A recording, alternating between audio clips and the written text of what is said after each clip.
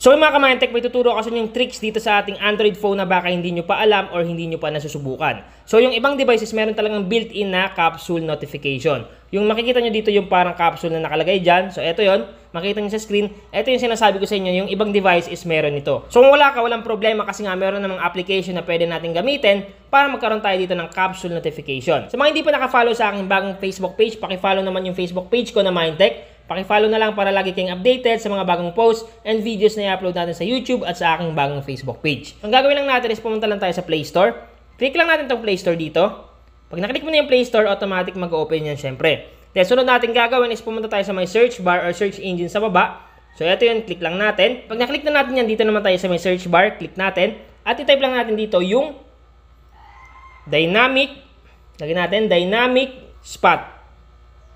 Yan yung ilalagay natin na dynamic spot. Basta malagay nyo na, search nyo lang para ma-search. Tap nyo na itong mag-define lens dito. Then automatic lalabas yan. So ito yun. Ito yung hanapin natin sa Google Play Store.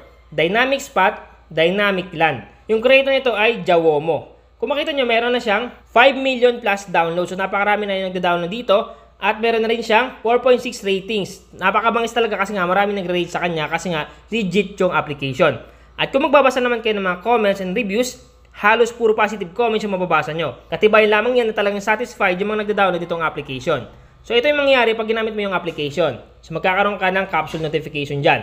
Dynamic Notification Island. So yan yung makikita nyo dyan. Yan yung magkakaroon sa phone nyo dito sa may taas, sa may camera. And bukod doon, pwede mo rin siyang long press para mag-expand yung mga notification. Then once na nag-charge ka, makikita mo dito yung battery percentage. Yan yung mga features niya. At bukod doon, pwede ka dito mag-reply direkta. Once na nag-pop up yung notification, pwede ka dito sumagot kagad. Then bukod doon, meron din siyang animated music visualizer. So makikita mo dito na parang spectrum dyan once na nagpi-play ka ng mga music. And bukod doon, pwede mo rin kontrolin yung mga music dito. Isang tap mo lang, pwede mo ilipat, pwede mo i-pause or i-play. So pwede mo siyang makontrol dito gamit yung capsule notification sa taas. Subukan na natin siya. Click lang natin tong open. So guys, pansinin nyo yung phone ko is Realme 6i, wala talaga yung capsule notification or yung dynamic spot. Yung makikita nyo dito na parang capsule, wala talaga to kasi nga face out na yung phone ko. Realme 6i yung phone ko, face out na talaga. Yung may mga meron lang capsule is yung mga latest phone. Pero walang problema kasi nga gagamit tayo nitong dynamic spot. So yan, i-open na natin yung dynamic spot. Pag ito yung nakita nyo, click nyo lang yung next. So ngayon lalabas yan, nakalagay dito, to set up the app, please follow instruction below. So una, select apps. Select which apps can activate the pop-ups. So click mo lang to, so pipili ka daw dito ng application na gusto mo makita dito sa may capsule notification. So for example, piliin natin dito is yung, kunyari, si clock. Piliin natin yung clock. Pag nakapili ka na, back mo lang. Sunod naman dito naman tayo sa notification access. Click lang natin itong notification access dito. Then, mapupunta tayo dito. Hanapin lang natin yung pangalan ng application. So once na makita mo na yung pangalan ng application, which is Dynamic Spot, click mo lang. Dapat naka-allow yung notification access. Allow mo lang. Pag naka-allow na, dito na tayo sunod sa draw on screen. Needed to display the floating pop-up. So click lang natin to. Then, kailangan mo yan i-allow. I-allow mo lang. So once na ma-allow mo na, click mo ulit itong draw on screen. Then click mo na itong next. Then once nandito na tayo sa may accessibility, hanapin lang natin dito yung dynamic spot. So ito yon, dynamic spot. Kailangan lang natin ito i-turn on. Turn on natin. Click OK. Then automatic naka-turn on na yung select apps, notification access, and draw on screen. Sunod natin gagawin is i-click lang natin itong done dito. Click done. So para ma-activate yung dynamic spot dito sa phone mo, once na na-click mo yung done, click mo lang itong parang play button dito. Click mo lang. Pag kinik mo yung play button dyan, lalabas dyan yung dynamic spot or yung tinatawag na capsule notification. So automatic yung phone natin kahit face out na Realme 6i is meron ng dynamic spot or capsule notification. Actually, yung meron lang nito is mga latest phone lang talaga. Kasi nga, isang feature to ng mga Android phone ng mga bago. Pero kung lumang phone mo is wala talaga. Pero walang problema kasi nga, pwede naman tayo gumamit ng application para magkaroon ng capsule notification.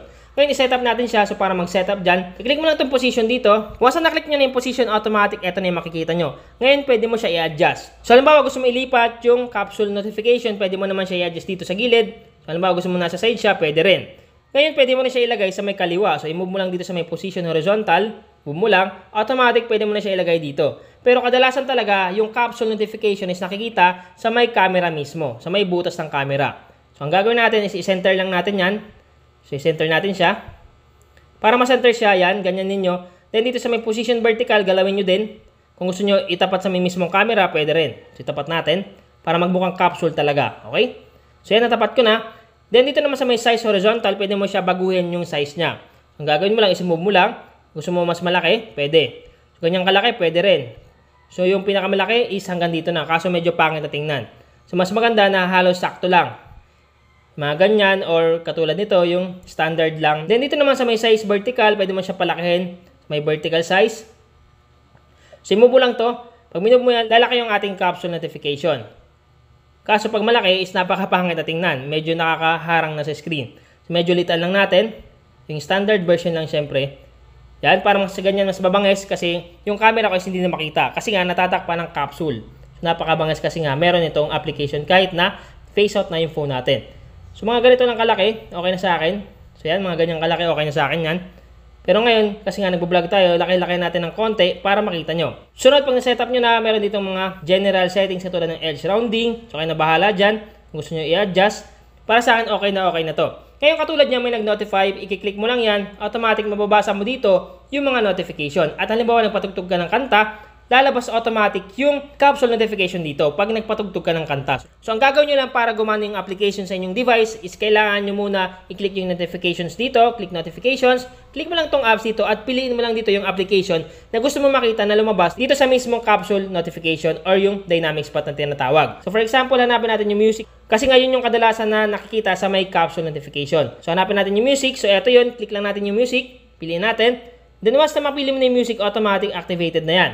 Ngayon, try mo i-play dito yung dynamic spot at lalabas na yung capsule notification. Subukan natin. So pumunta tayo sa music, subukan natin at titingnan natin kung may lalabas dito.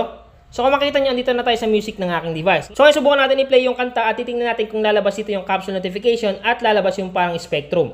So play natin. So ngayon, play natin yung kanta dito sa phone. At exit natin. At kung makikita nyo, meron na tayong capsule notification. Kung makita nyo, nagpe-play yung kanta at may spectrum dyan. At pag click mo, is makikita mismo yung kanta. So ganun kabangis yung application na to. Kasi nga kahit face out na yung phone mo, kahit luma na yung phone mo, pwede ka pa rin makipagsabayan sa mga bago at latest phone ngayon na merong capsule notification. Sa akin is Realme 6i face out na pero walang problema kasi nga gumamit lang ako ng application at nagkaroon din ako ng capsule notification. So pag click ko, andyan yung kanta, pwede mo siya i-navigate dyan or i-next kung meron ka mga kanta na susunod. Sa mga natulungan ng vlog ko, pakishare naman ang aking video sa inyong mga kamag-anak, tropa, kaibigan at kahit ano mo pa yan. I-share mo din sa kanila para magkaroon din sila ng katulad nito. Sana nakatulong tong vlog ko ngayon.